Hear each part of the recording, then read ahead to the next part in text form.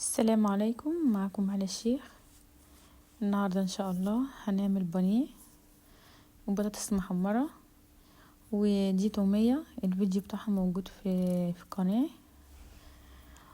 والبانيه ان شاء الله طريقته حلوة وجميلة، والقشرة اللي برا ديت ما بتنزلش خالص في التحمير. وجربوا الطريقة بتاعتي ديت، هتعجبكم جدا، والطعم كمان هيعجبكم قوي. بجيب الكبة بتاعتي واجيب 3 بصلتين صغيرين وفص توم وطماطمية صغيرة، وافرمهم ناعم قوي. بعد ما بفرمهم بجيب التوابل بتاعتي، عبارة عن معلقة صغيرة باربيكيو، معلقة صغيرة شطة، ملح، فلفل اسمر، بهارات فراخ، وانزل بنص ليمونة اعصرها. اقلب التتبيلة قوي. عندي نص كيلو بانيه متقطع شرايح، لا تخينة قوي ولا رفيعة قوي، في الوسط كده. هتبله كويس، احطه في التتبيلة واسيبه حوالي نص ساعة. هجيب بيضة صغيرة،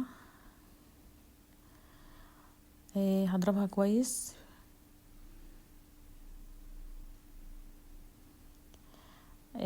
هجيب البانيه واحطه في قلب البيضة واقلبه كويس، علشان بقى تحتفظي بالقشرة بتاعته وانتي بتقليه ما تنزلش. هجيب معلقتين دقيق كبار كده واخلطهم كلهم في بعض كده. هتقليه من اول قطعة لاخر قطعة، مفيش قشرة هتنزل خالص في الزيت وهتبقى ماسكة فيه. هجيب البقسماط وابتدي ان انا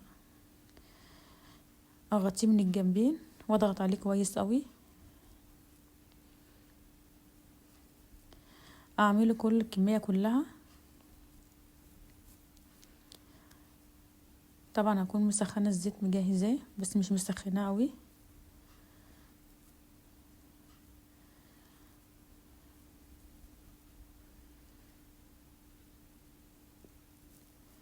دي كمية كلها نص كيلو بالظبط. هنا سخنت الزيت، هنزل بالبانيه. التحمير بتاعه ما بياخدش وقت خالص. هبتدي بقى اشيله من الزيت، اصفيه كويس. بس الطبقة ماسكة فيه ازاي، ما نزلتش خالص في الزيت. هقلي بقى الكمية.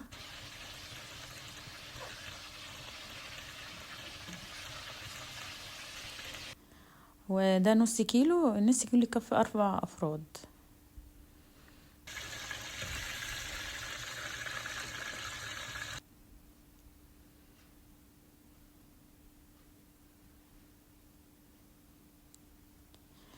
كده خلاص قليت الكمية كلها.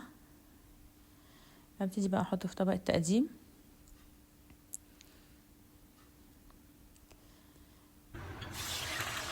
هنا بقى كنت مقشرة بطاطس، فطبعا حمرتها الاول وبعد كده حمرت البانيه بعدها.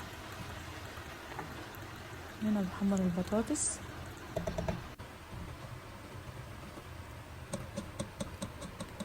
اصفيها كويس من الزيت.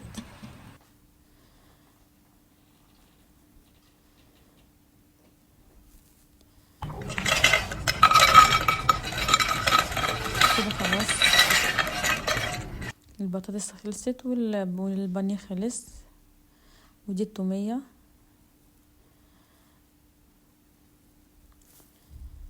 طريقة البانيه دي جميلة جدا، وياريت تجربوها على طريقتي. والتكاية بتاعت الدقيق ديت هتعجبكم قوي على فكرة. واي حد يجرب الطريقة بتاعتي دي وتعجبه ياريت يدعيلي. وان شاء الله نلتقي في فيديو جديد، واي حاجة جديدة هقدمها لكم. والسلام عليكم. هلا الشيخ.